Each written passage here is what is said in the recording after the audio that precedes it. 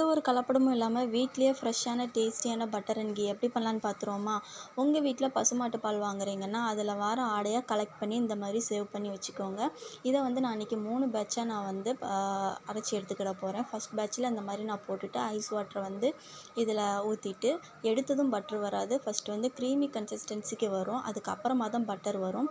வந்ததுக்கப்புறமா நீங்கள் உங்களோட கையை வந்து இந்த மாதிரி ஐஸ் வாட்டரில் டிப் பண்ணி இந்த மாதிரி வெண்ணெயை வந்து இந்த மாதிரி எடுத்திங்கன்னா கையில் நிறைய வேஸ்டேஜ் ஆகாது. ஸோ இதே மாதிரி செகண்ட் பேட்ச் தேர்ட் பேட்சில் நான் எடுத்துகிட்டு கொஞ்சமாக பட்டருக்காக மட்டும் தனியாக செப்பரேட்டாக ஒரு கண்டெய்னரில் ஸ்டோர் பண்ணி வச்சுட்டு மீதி இருக்கிற பட்டர் எல்லாமே கீக்கு உருக்கிறதுக்காக தனியாக நான் வச்சுட்டேன்.